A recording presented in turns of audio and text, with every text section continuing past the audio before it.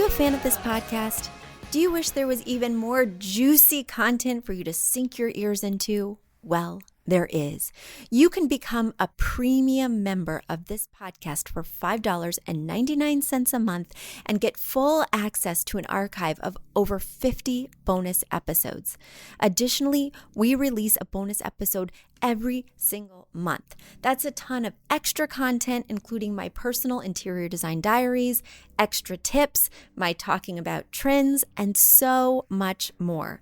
Additionally, you'll be keeping us on the airwaves each and every week because your premium membership money goes directly back to making this podcast amazing. Check us out at affordableinteriordesign.com. Click on podcast to learn more and to become a premium member today.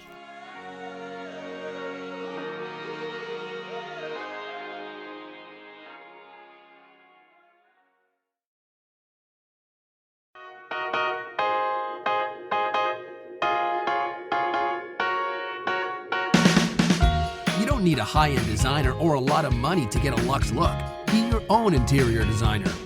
This is Affordable Interior Design, the podcast. Here's your host, Betsy Helmuth. Let me guess. You read the title of this episode and you said to yourself, what is going on here? Isn't this an interior design podcast? Why is Betsy devoting an episode to Lula Rich, the docuseries on Amazon Prime? And the answer is, if you've been listening to this show, you know that I love true crime and I love entrepreneurship. And that is where these two subjects meet, right here in this docuseries from Amazon. So when my friend and I, Libby Rothschild, were discussing this series, we said to ourselves, let's do a podcast. I know a lot of my listeners are interested in the same subjects. And if you're not, bear with me. This docuseries is fascinating. If you haven't seen it, you might want to go watch it before you listen to this show. But let's be real, the spoilers were in all the news stories, so you probably know what happens. You can dig in and then also decide if you want to watch it after you listen to this episode. Either way, enjoy. All right, I'm so excited to share today the space and time of Betsy. She's a peer who I met in the Goldman Sachs 10,000 Small Business Scholarship. And we have done a podcast previously to chat about her and the life of being an entrepreneur and being a mom. And today we're going to be talking about Lula Rich, the short docuseries on Amazon Prime, and lessons learned, her perspective and mine. And I think it's going to be really fun and exciting. And I also want to have Betsy plug her podcast because she'll be sharing this on hers. And we'll both be sharing this podcast on both of our podcasts, this episode on both of our podcasts. So Betsy, will you explain a little bit about who you are and what you do? Of course. Well, Libby, it is so great to be talking to you because ever since I watched this documentary, first of all, I've been wanting to talk about it. And second of all, I've been wanting to talk about it with you as a fellow female entrepreneur. I think there's so much that we can learn and share, but also, you know, my listeners are interested in interior design. But a lot of them are either stay-at-home moms or moms with families or just women who are independent-minded, who want to have freedom of time and flexibility of energy, resources, never want to miss the soccer game or want to go to the spa when they want to go to the spa. It resonates with me. And so I am always fascinated by MLMs, frankly, multi-level marketing companies. But I found that this deep dive into Lula Rich really had a lot of aha moments for me. And so I hope that it will for my listeners and hopefully yours too. So even though it's Affordable Interior Design podcast, I think there's going to be lots to take away. Yeah. And I'm really happy that we're going to be able to, that we're sharing space in this conversation. And I think it's really important for aspiring entrepreneurs. For my audience, the listeners are either wanting to start their business or they have their business and they're looking to get more clients, really. And I think it's important to understand what MLMs are and learn lessons from these two founders from Lula Rich. And I know Betsy and I had talked about a couple points we want to dive into, which includes lessons learned. What's great about this, about what they did, a little bit about what's problematic. I know there's a lot of press out about the problems, and we want to give a well-rounded picture. And then I would just love to hear a little bit of high-level overview about what MLMs are. To be completely transparent, it's not an area I have a lot of experience or knowledge of. So assuming that maybe my listeners don't know what MLMs are entirely, I think it'll be helpful to get your perspective and about what that means and how what lessons we can learn as business owners. So to start from there, would you like to give a little bit of a summary of LuLaRich, or would you like me to kick that off? You kick it off, and Okay. then maybe I'll give a little summary about MLMs. How about that? That sounds great. So it's a docuseries on Amazon Prime about a business called Lula Rose that grew to billions of dollars while making a lot of bad decisions. Again, there is some positive lessons to learn, but there was a lot of decisions that they made, and that was on the documentary that shared a really negative light about them. So I know Betsy and I will go into detail about that. And just to highlight, many businesses struggle to make good decisions, and scaling up isn't easy. And Betsy and I know that, and she's a perfect guest because we completed the scholarship together where we talk about developing our business acumen and looking at key metrics and numbers and understanding process and people and hiring and marketing is super important. And I think there's a lot of lessons we can learn from the docuseries about how to make sure that you're doubling down on those efforts in your business from a beginner level all the way up to a higher level. For those of you who are making money and you're already an entrepreneur, a successful entrepreneur, there's still something to learn from this series. And as a recap, I can't remember. Do you remember the co-owners' names, the woman and the man? Betsy, yes. I don't have that in front of me. Okay. Yeah. Mark and Deanne Stedman. Yep. Okay. So Mark and Deanne Stedman had a family business. So they're married. They're a religious couple who I would say they both have great marketing skills, especially Deanne, and her ability to she got started, and fill in the gaps here if I'm saying this correctly. She got started by selling something, and she ended up falling into an MLM kind of a situation where she had recruited a lot of women to help her sell the dresses, the little girls' dresses. Yeah. I found her origin story to be fascinating because, I think so many of us see opportunities, have an idea, but we don't chase them. And she had this idea, from going shopping and seeing these little girl dresses that were so expensive outside of what she could afford. She had 7 children. And then when she married, she had 14 children. But due to the combined families. But anyway, so then she saw someone on the street selling these dresses at a fraction of the price. So she partnered with this person and had home parties to sell these dresses to her friends. And these dresses took off. And obviously she was making the person who had been selling the dresses on the street tons of money. And she herself was taking a huge cut. And so they kind of became this mini MLM, right? And she just saw the opportunity and seized it and put herself out there. Because I think that's another component, is having the chutzpah to say, I'm going to do pop-up parties. I'm going to use my free time to network and tell people what I'm doing and go to their garages and set up all my racks. So I think there's something so admirable about that. And I think that could be a really pure start, right? I think it's hard for any entrepreneur, and I'm sure this resonates with you, when you grow so big, so fast. Now, I have not grown so big, so fast, so I don't feel I'm falling into this trap.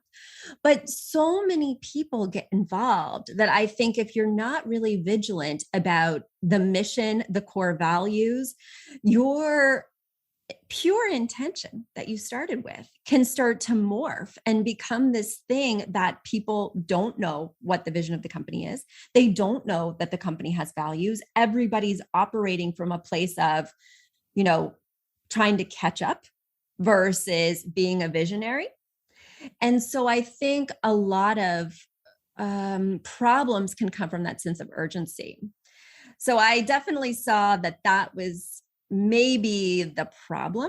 And of course, there's other insidious problems. But that, as I was watching this 4-part series, I was like, the beginning was so pure and such a good idea. And there's so much to value. There's so much to take away in terms of that courage and the opportunity in the face of adversity.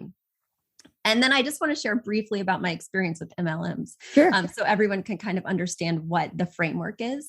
Yeah. So I've never been in an MLM, just to be quite clear, but a lot of my friends, and by friends, I mean like people I knew in high school, quote unquote friends, like Facebook friends, neighbors from Brooklyn, friends of friends, are in MLMs, and they are really active on Facebook. So whether it's doTERRA oils or Beauty Counter or Arbonne or, LuLaRich, which I definitely saw. And one of my friends is in this like CBD MLM, and I watched her videos obsessively. Like I watch them multiple times, like in my free time. And I have no plans on selling CBD oils. But basically the whole thing about MLMs is that you earn money from recruiting others to sell the product. So you're supposed to be making quite a bit of revenue from the product, and there are legal standards you have to abide by. But oftentimes the real money comes from recruiting friends and family to sell the same product you're selling. So that's why they call it a pyramid scheme, right? Because the more people you can get under you, the more money you will make. So you try and just recruit a lot of people to sell the same goods or services. It actually has to be a good legally. So that way you've kind of built an army and you're making a percentage off of them. Mm-hmm. And then, of course, the person at the top is making the most, but there's leaders, there's levels. And so there's a lot of constraints about that. In other words, my friend who's selling the CBD, she gets on these Facebook lives, these videos I can't stop watching, but she never talks about the oils, the cookies, the shakes. She never talks about CBD. She only talks about like the freedom, the opportunity, how they should, use their entrepreneurial networking skills to leverage their time so that they're not working for others. And so I'm like, but where's the CBD? Who's buying what? Like, when do you make money? And, I think what was so fetching for me, and tell me your thoughts on this, was the enthusiasm that they were able to inspire in others. My friend, who she was my neighbor in Brooklyn. I never really saw her get effusive about much. She was just kind of a low-key, really nice person. She gets on there and she's like lit up like a firework. And she's talking all about time freedom. And I'm buying what she's selling. Not literally. I never bought anything. I just watch those videos obsessively. But she has this crazy enthusiasm for the brand she's representing. And LuLaRich, you totally saw that. So what do you think about that? Because as an entrepreneur, it was so inspiring to think of millions of people being so enthusiastic about a movement that you've created. How does that happen? So I think that you brought up, and I really appreciate that you're starting with the positivity and things that you pulled from the docuseries that are not only relatable and personal to you because of the people you know and the experiences you've had on the internet, but you're coming at it from a standpoint where you're not just starting with negativity. Because a lot of the times I hear conversations about this docuseries, they're all extremely negative, and where I understand that, I think a well-rounded perspective is helpful to pull out. So I really appreciate you coming at it from that angle. What I think from what I learned is I would parallel what you're saying to a T, specifically about the enthusiasm. So that is part of what makes an excellent leader, and it's hugely overlooked in most companies. And that's creating a clear mission and vision of the company and creating something that people are excited about. And I think that is part of what they nailed. I don't know if they actually got the mission and vision in total really complete, but I do know that they were great at sales and marketing and great at getting their ideal client clear, right? Whether you agree with that or not, they had a clear ideal client. They knew who they were selling to. They knew how to tell them how to sell to someone else. And what you mentioned resonates so much, that your friend or person you know that goes on Facebook doesn't even talk about the product. She talks about the outcome. And to me, that's great marketing. So whatever your thoughts are, that's an example of how marketing and sales is important. We'll talk about how, what went wrong. Let me push back on that. Sure. Because she's not talking about the outcome of using the product. She's not saying, because I drink the CBD shakes, I've lost 10 pounds and run fast. And she's saying the positive is coming from doing the business. And I agree, talking about the outcomes is critical. But I just see the disconnect. You're supposed to be making money through the products. So you'd think talking about the outcomes of the products would be the inspiring hook. Well, if and again, from what you've explained of MLMs and what I saw in the docuseries, if a majority of the monies is from recruiting, then it makes sense that she's appealing to, on those lives, talking about getting people excited, because who knows her market better than her if she's attracting similar people. So legally, that is not legal. So understood. I get this it. Is what I'm loving that the illegal, and I mean, I am not a lawyer, nor am I in an MLM. But I love that they're just so open about it. Like you're supposed to be selling the products. Legally, you have to sell the product. Legally, you have to be selling to customers who are buying product, not selling and leveraging people. But, that's how they're making these bonus checks. That's how, so, I mean, they're just so open about it and it's so illegal. And it's like, what? I don't know where the regulation comes in with that, as far as a good point. If you're supposed to be focusing on the product and there are stipulations, I don't know at what point, what those parameters are.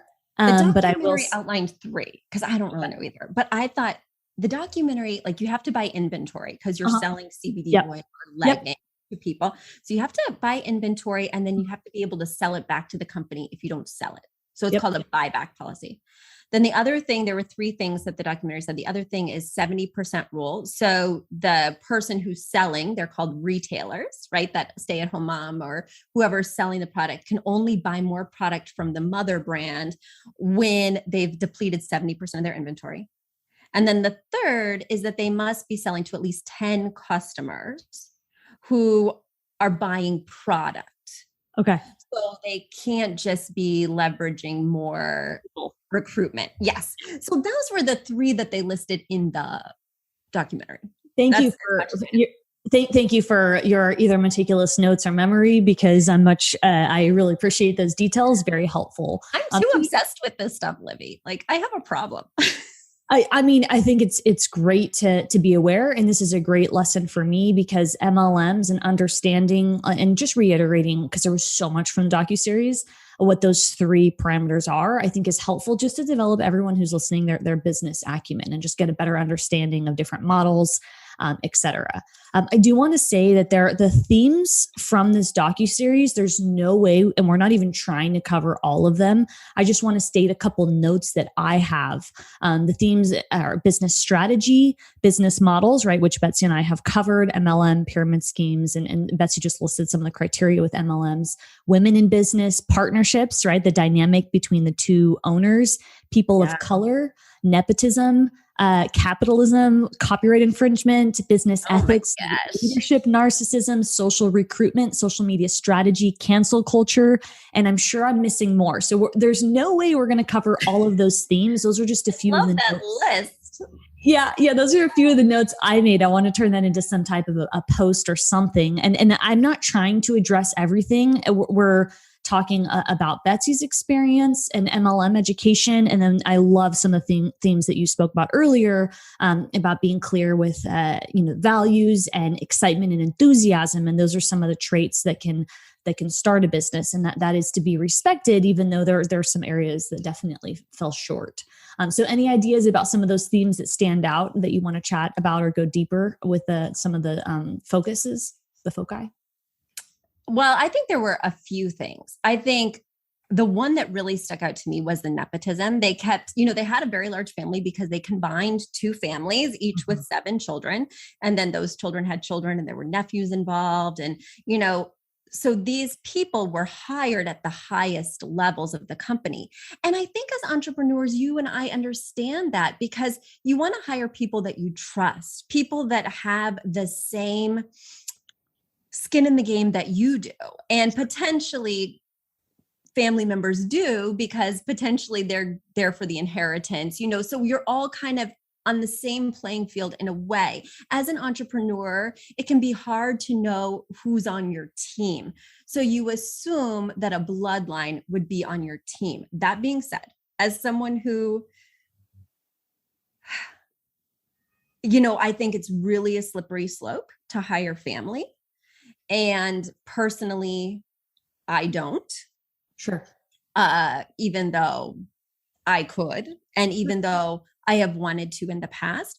But sometimes when you're hiring family because of the loyalty chip or because of the shared values chip or whatever that looks like, you're not hiring due to skill sets. And so that's really what they highlighted here. Like, we hired someone who was supposed to be good at marketing. She had no idea how to run a company of this size. We hired, the son to do XYZ. The nephew did all the events. He had no experience, he was like just randomly calling Mario Lopez saying, "Will you show up?" So having sort of people run the ship who don't have the qualifications, even though perhaps there's that strong family tie, for me was one of the undoings of this company.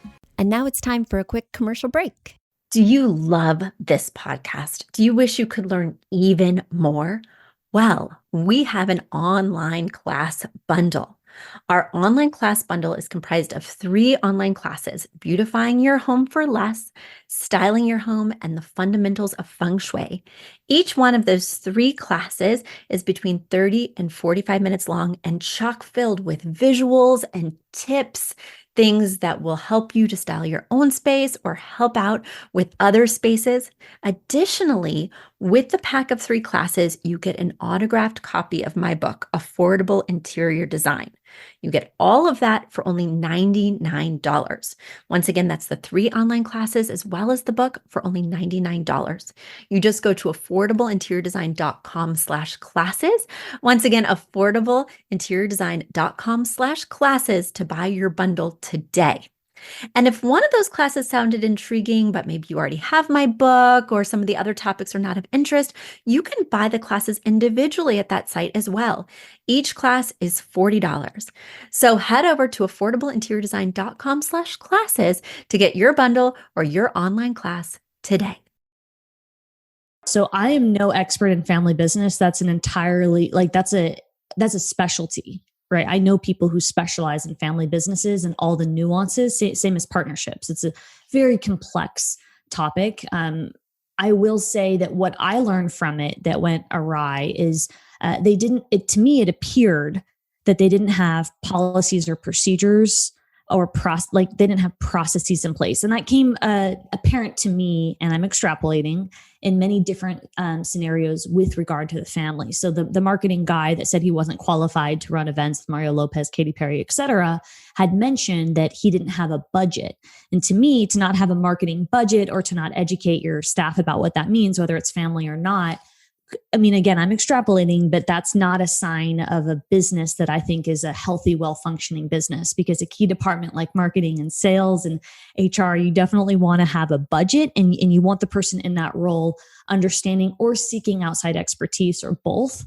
I also saw shortcomings with process where I can't remember the guy's name, but the guy, he wasn't a family member, that the admin that they brought in, he had mentioned that their goal was to get a certain amount of, I think everybody really liked him. He was a likable character. That he mentioned that their goal for the customer service was just ticket number per day, right? They were trying to get out and respond to customers, but in no conversation or dialogue did I hear anything about following a process, right?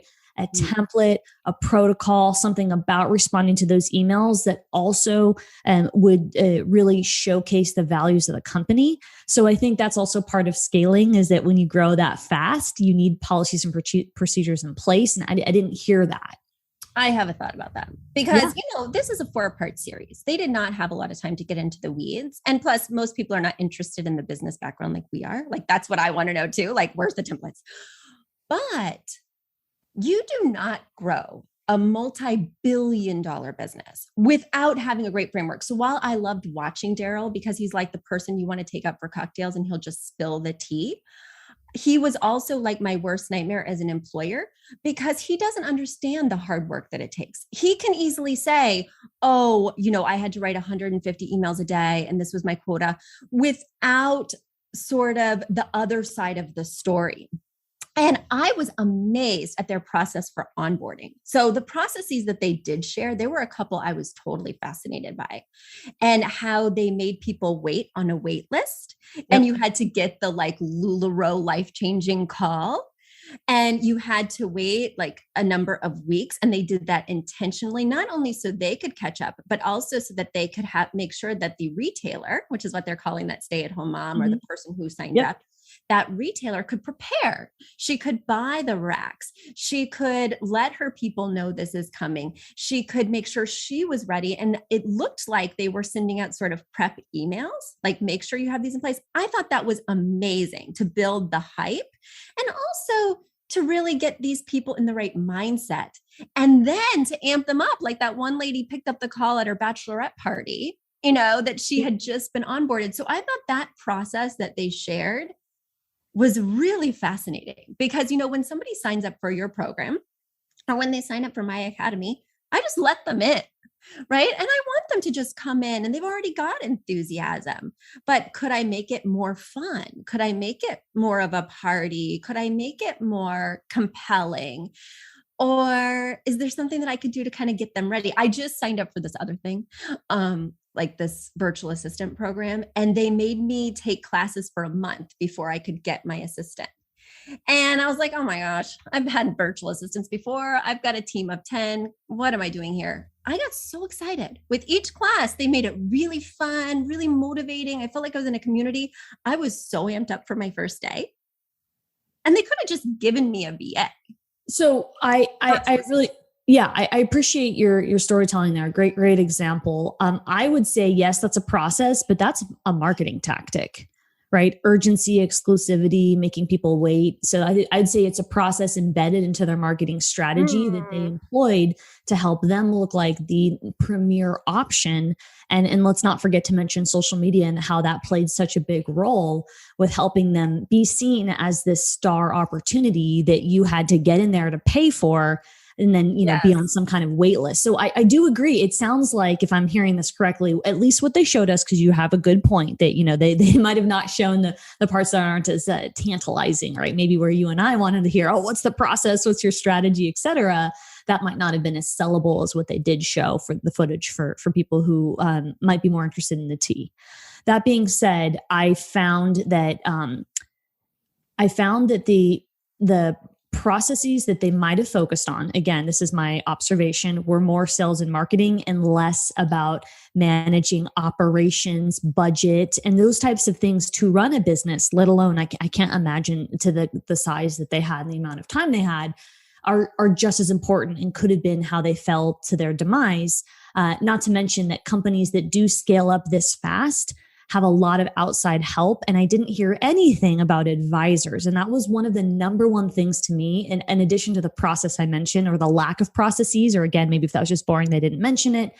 I think that if they were to have had gotten help or support about how to manage a family-owned business, how to have better policies and procedures for operations and customer service as much as they had for sales and marketing, that could have helped them. And I think that's true for most businesses, even those that aren't of, as big as LuLaRich is. So what are your thoughts about that? Well, let me just say, I don't know. I felt such empathy for these entrepreneurs. And I actually felt like the documentary was so skewed. Like, I didn't feel like they showed me enough employees. I didn't feel like they showed me enough balance of retailers. There was only one retailer that was still with the company today. I felt like it was really weighted to make us upset with them. And I am. I think that they are ultimately a really bad, immoral company. But there's two things that I think, for me, marked the downfall. I don't even think it was the nepotism. Do I think that's a great idea? Absolutely not. Do I think advisors could have solved a multitude of sins there? Absolutely.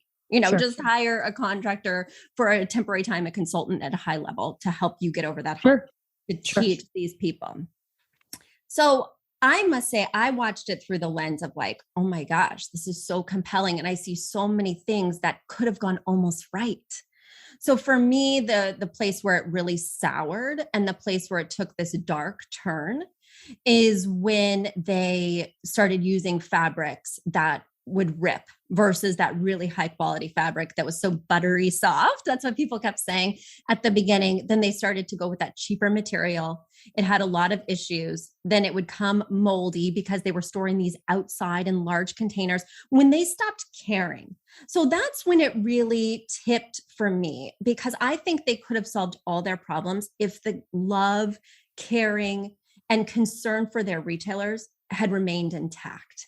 But when they stopped caring about the product and the people who sold it, that for me is when the whole thing broke wide open.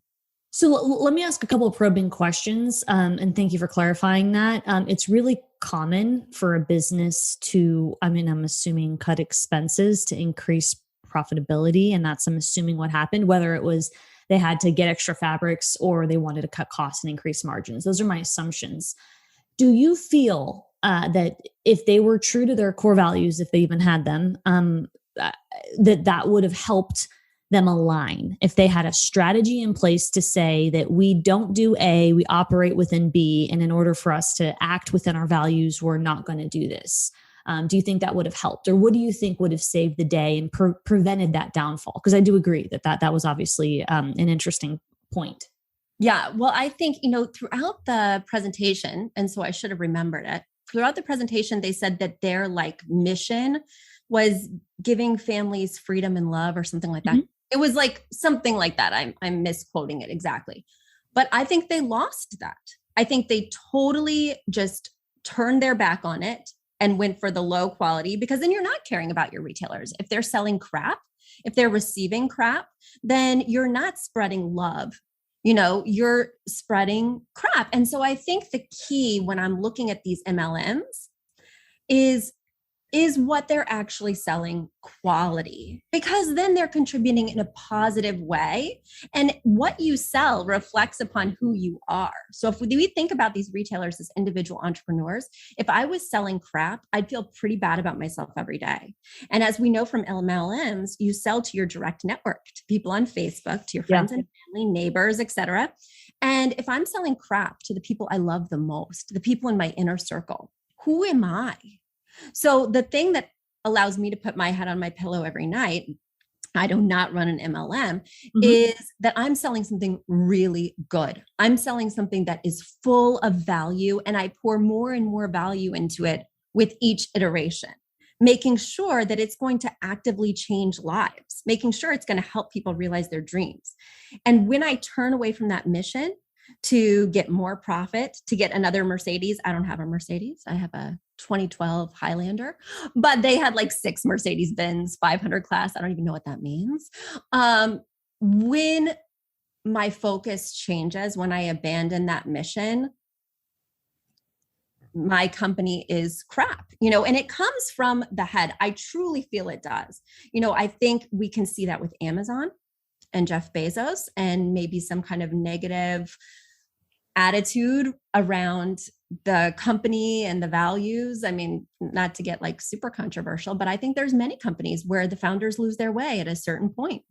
And I've seen it firsthand with companies that I use, right? And so I think the key is never taking your eye off that ball. And everybody who onboards for me and works for me hears my origin story, not only so they know where I'm coming from in terms of really impacting people's lives, but also so that I remember where I'm coming from. I never forget it because I'm kind of humble and old and not a billionaire, but it's very helpful to stay why focused. And when you forget about your why, what do you have? Beautiful. And that's what I talked about on your podcast. Remember when you had me as your guest? So you must agree with me then, Libby. Come on. I do agree with you. I also, I feel that it's a tricky subject because I can't speak for the billionaire status, right? So I've achieved the millionaire status, not the billionaire. I understand greed comes into play. I also think that you have to define what does scaling mean. and make some decisions and be transparent about them. And this is where we go into capitalism and some other thoughts about philosophies of business. And I think the trick with scaling is not losing quality, but understanding that with your product, there will be, the more people that you help, it's going to change a little bit. So it doesn't mean you're going to go from buttery soft to super molds. That's not ideal. And I understand that that's the version they told us. I might have left out some details, but I do think that there is some percentage that will change with your product as you grow that big. So you want to avoid that. Like a mentor told me on a coaching call, you want to look like Cake Boss and taste like Cake Boss. But the idea, like if you're thinking about scaling, you think of Cake Boss and how beautiful it is. If you are Cake Boss, you want to maintain the beauty and aesthetic. And you also still want to taste like it. But when you scale to that capacity where you're that big, you're probably going to lose a little bit of the aesthetic, and it might not taste as good as it once did. And that's, I think, the reality to some extent with businesses that scale to that capacity. And I don't think we can understand or fathom that because they're billionaires and we're not at that level. And Can I ask a why really quickly? Because as you're saying that, I'm like, why? These people have more money, more access to, manufacturing. They can buy in bigger bulk. Why couldn't they even get better quality? Do you know what I'm saying? For the same margin, because now they're buying exponentially more. So I understand with Cake Boss, you might lose personalization because theirs is so custom, right? You want the Paw Patrol cake with your son's name and maybe only 2 characters. And now they only do 1 character, or I don't know.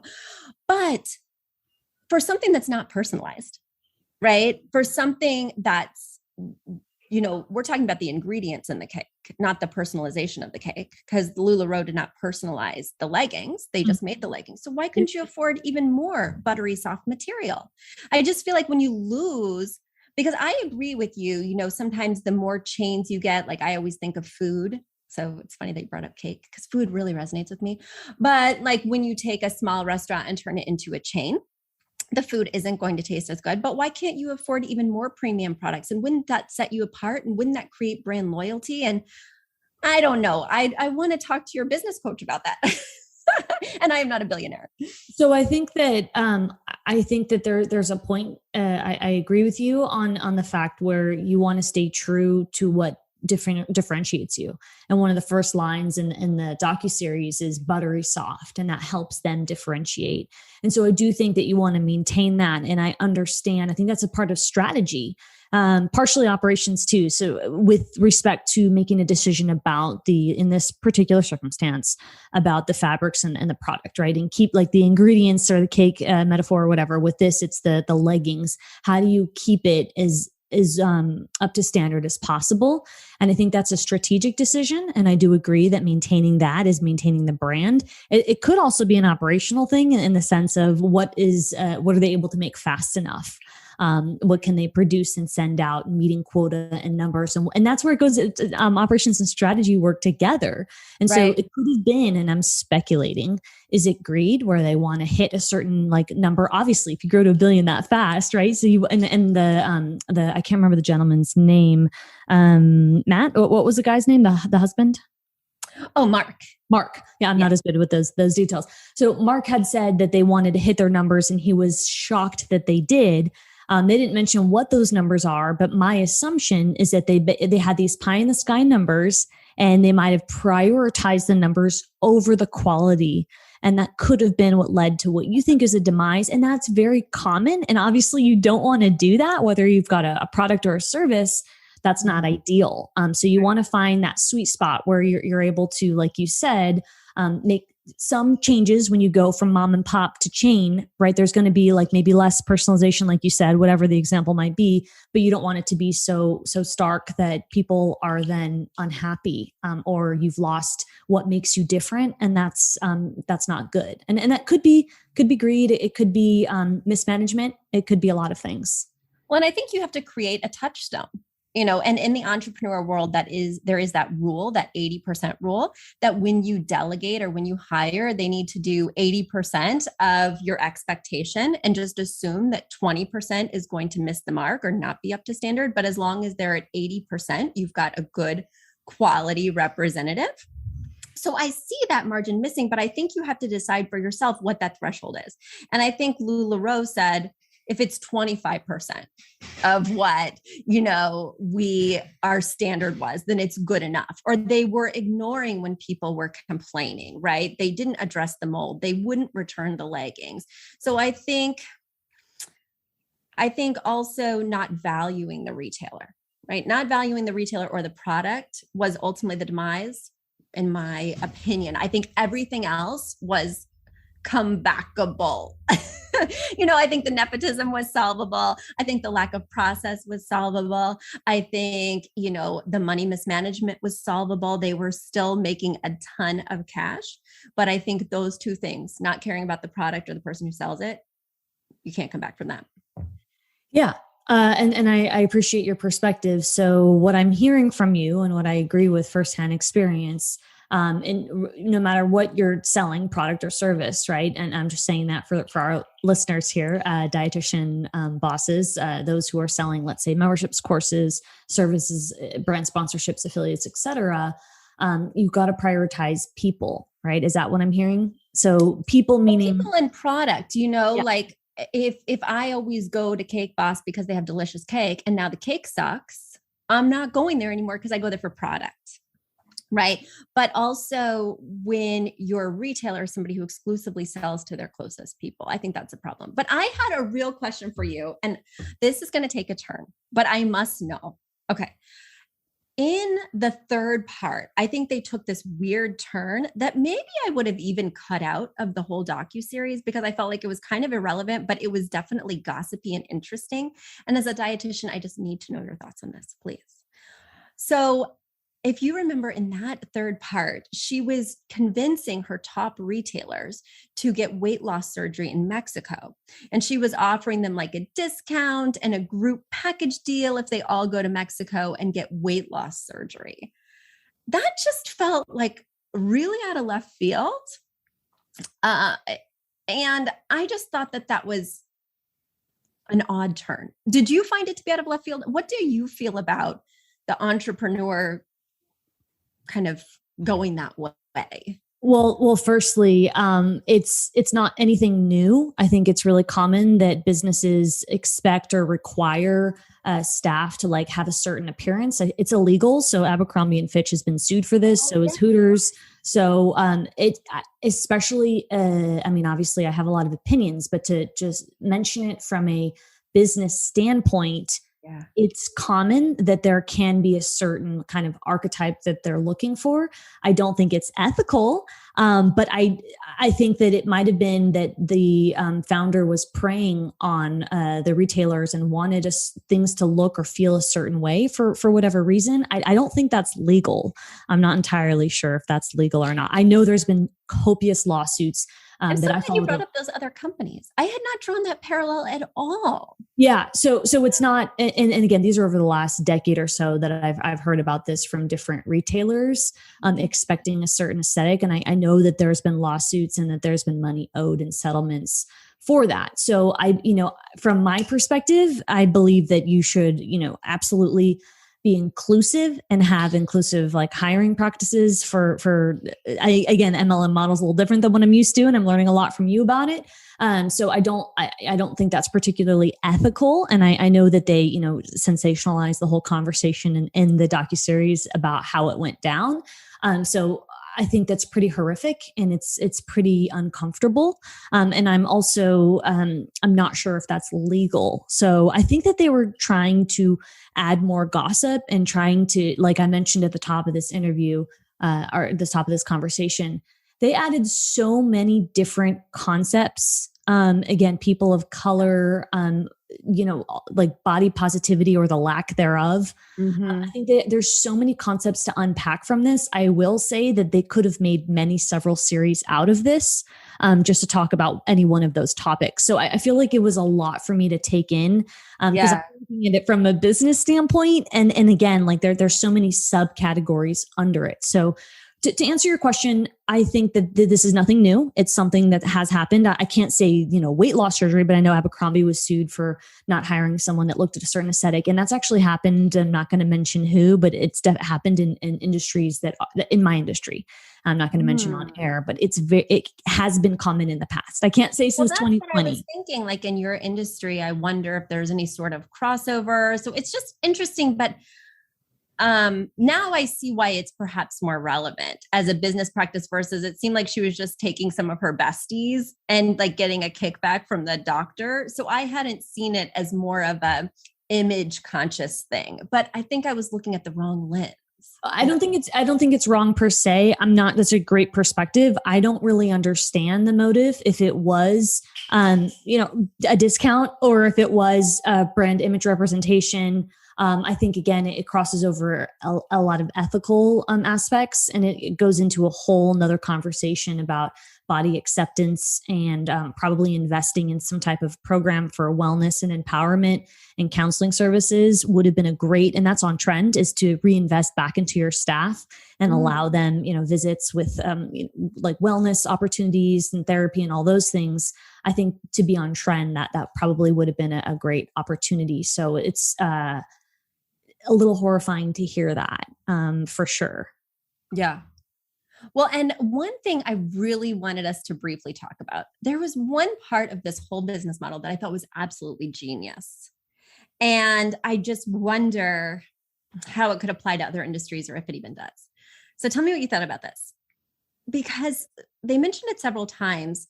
The great thing about their business is that women love to connect. Women love to help other women, which I definitely feel with us in our relationship, but also just in general, I love to see other women succeed and lift them up. But the thing about this is oftentimes when you're in an MLM, you're selling the same stuff. You're all selling the CBD shakes. You're all selling the oils, right? And with this, every legging or a lot of the leggings had different patterns. So you were constantly selling different things and you were helping each other. Who has the octopus leggings? Who has the hamburger leggings?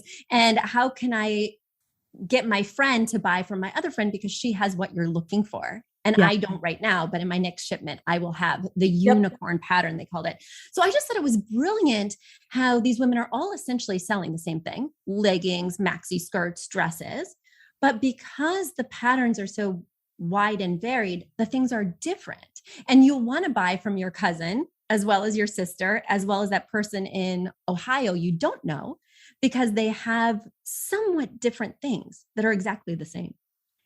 Does that make sense? So I thought it was really beautiful that they created sort of no competition. And I don't want to say no, but they really reduced that level of direct competition and made it more of a community through what they were selling.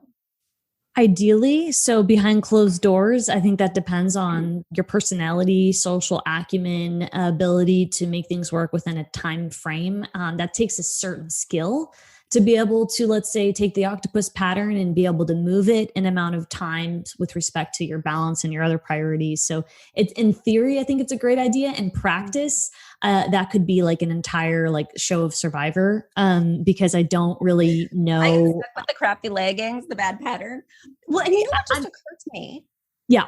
When you challenged that, which I love that you said that, because the minute you flipped it on its head, I was like, I wonder if the new retailers, right, those people who don't have a large network, got crappy patterns. Do you think the coveted unicorn patterns were more likely to go to big sellers? I don't know. I mean, I would speculate, depending on, given what we saw from this docuseries, and given that we've talked about, especially with a recap of our conversation earlier, losing some of what got you to where you are, which we could say, if you agree, is that part of their differentiation, right? You've got these buttery soft leggings that have fun patterns for their market. And once you lose that, you make the patterns competitive, you lose the buttery softness, things are moldy. If you're trying to keep certain numbers and people at the top of the I don't know if you want to call it pyramid, because I don't know if that's appropriate language, but people at the top, the retailers, are going to be more valuable in terms of money and dollar. My speculation, again, this is nothing factual, this is my speculation, is that if The founders wanted to yield a higher margin, which we already know they do. They might drive more unicorn patterns to those that are going to have more under them. And this is just a business decision that, from a sheer profitability standpoint, would be something parallel with the previous decisions I saw them make in the docuseries. What are your thoughts about that? Again, nothing to prove. It's just a speculation. My thoughts on that are, I'm going to revise what I said at the beginning, that was a genius idea. And I'm going to turn it into, that was an evil genius idea. Because I could totally see how you could make it the haves and the have-nots, and how you could drive more success to that top tier or the second tier, whatever tier that leadership tier was. And then get them to recruit more. Look at my videos, look at these cool leggings I'm getting, you'll get these leggings. But I don't know if this company was organized enough to even have the forethought of what would be the unicorn leggings. But I just think that's fascinating, and I wouldn't put it past them.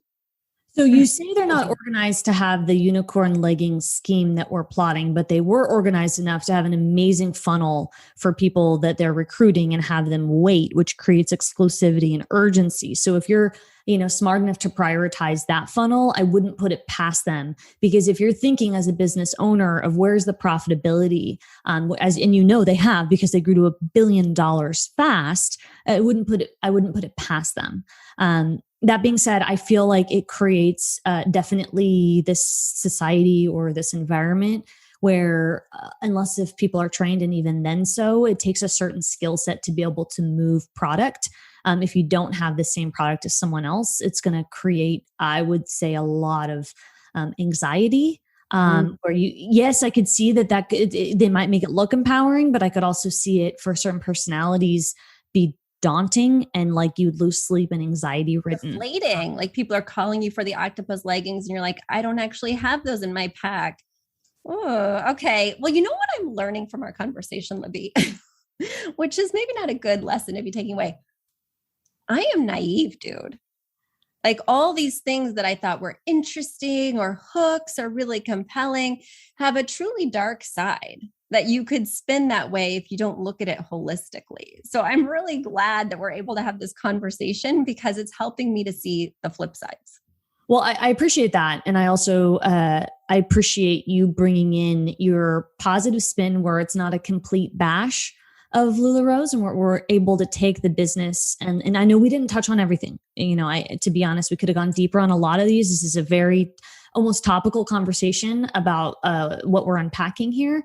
But I think it's great as business owners to take a look at lessons we can learn. So what would you say are the top 2 to 3 lessons, whether from this conversation or not, that you've taken away from this docuseries, or that you want to impart on your listeners, which could be different? Oh God. Well, all these lessons and takeaways I was so excited about, now they seem like really bad.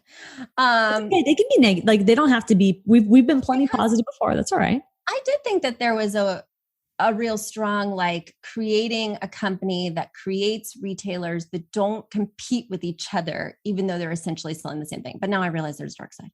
I don't know.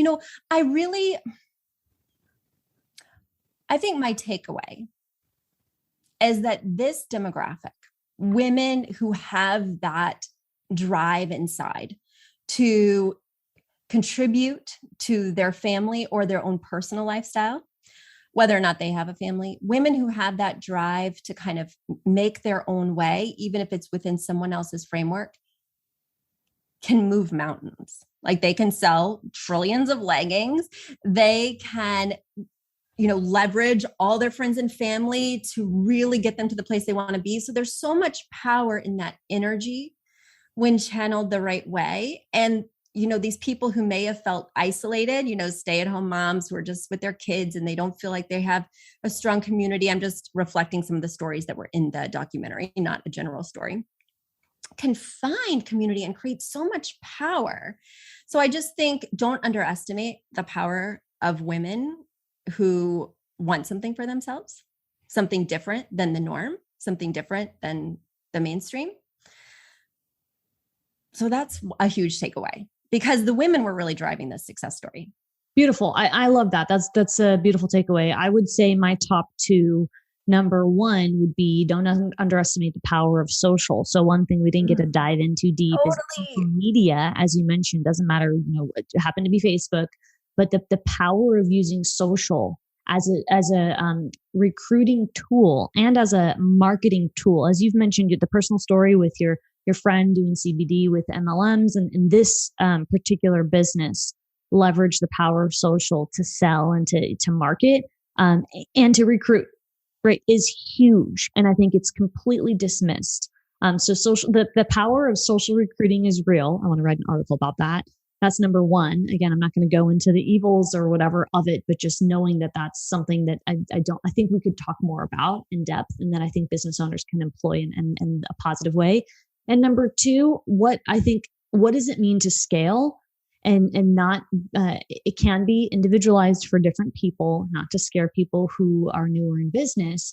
But I think there is a way to do it that holds true to your values. And you brought that up at the top of the conversation. Like one of the first things you said, and I think you said it really well about aligning with mission and core values and all that kind of stuff. And then I think the last thing, which might actually be the most important lesson, is getting help is hugely important. Whether it's a consultant, a peer group, Betsy and I did a scholarship together, right? All of the opportunities that you have to be able to reach out and get an opinion from someone else is huge. I don't know any company $1 million, let alone billion, that doesn't have outside help. Like I'm in several peer organizations. I've had coaches over the years, and it's helped me as someone who has a clinical, not business background, understand that the way I want my business to look, the way I want to make an impact on the world, and the way that I want our staff to be treated has been hugely in part because of the business communities I've chosen to be a part of. And I think that that's something that wasn't highlighted or that was forgotten or dismissed from the series. And I think it's hugely important. And perhaps a huge part of their downfall. I mean, they're still in business today. So downfall question mark, who knows what's going on over there? But I will tell you right now, if I was operating a business that had a horrible reputation, that had lost its way in values, mission, and purpose, there'd be a lot of shame there. And so I think it's just a real wake-up call to not only entrepreneurs, but you hear about people who win the lottery, people who kind of get drawn by greed and they lose their way. I think there's something to really remember and come back to. Yeah. I mean, keep in mind that you could say the same thing. Has Facebook lost their way? Has Amazon lost their way? So this is, again, a bigger conversation about what is it. Those businesses were not originally founded. I think those businesses didn't start with a clear way, but we've got more to say. Libby, I love talking to you. Those businesses were started for a whole other reason. I think they knew their intentions from the start, but I digress. That's for another podcast, but I just love talking with you. Thank you so much for, first of all, I think I saw you on social, speaking of social, writing about this. And I was like, I want to talk about it too. So I'm so glad we talked about it together. Yeah. Thank you for joining. It's an absolute pleasure. And just to circle back to what I had mentioned earlier about, being a part of peer groups and improving your business acumen, and how I met Betsy in a scholarship. Betsy and I are going to attend a women's event through Entrepreneur Organization in a month or two. And so that just doubles down on how important it is to be involved in your community of entrepreneurs. Do what you can. There are a lot of free resources that can help you improve your skill sets and make sure that you're keeping up with relevant conversations. And I think that can't be stressed enough, especially in lieu of this documentary. So thank you so much. It's always a pleasure to chat with you, Betsy. Well, and speaking of documentary, guys, if you have not seen it, head over to Amazon and you can catch out Lula Rich. It was really eye-opening, has stayed with me. And also it's pretty. Like the colors are pretty, the fonts are pretty. As somebody who's visually oriented, I just loved the flashes of color. So I think there's a lot to be gleaned, and you can have it on in the background. It's not something you have to intensely focus on to get the takeaways. Like I would eat lunch and watch a little and watch a little. And it was like chatting with girlfriends and chatting with Daryl. Yeah. And he was awesome. So there we go, everyone. But it's been wonderful chatting with you, and don't miss this docuseries. It was a pleasure. Great mention there, Betsy. I agree. Bye.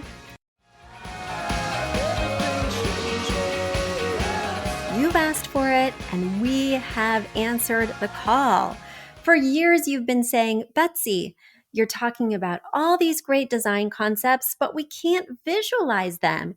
You're describing the picture that the listener sent in of their problem, and we wish we could see that picture too. After all, a picture is worth 1,000 words, and I do my best to describe them, but there's nothing like seeing it for yourself. And that's why Affordable Interior Design, the podcast, now has a YouTube channel. Not only do we have a YouTube channel where you could see recordings and clips of these podcast episodes, we also have an Instagram, a Facebook, and so many other exciting things. You should check it out. Head over to affordableinteriordesign.com/links. Once again, affordableinteriordesign.com/LINKS. Links. And when you go there, you will see links to our YouTube page, our Instagram page, our Facebook page, and more.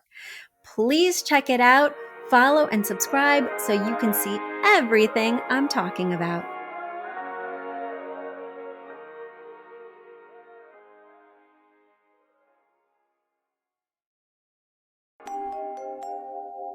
A big thank you to our amazing producer, Catherine Heller, to Aton and the MVCR House Band, and to Affordable Interior Design, the sponsor of this podcast and the premier place to get an amazing look on a budget.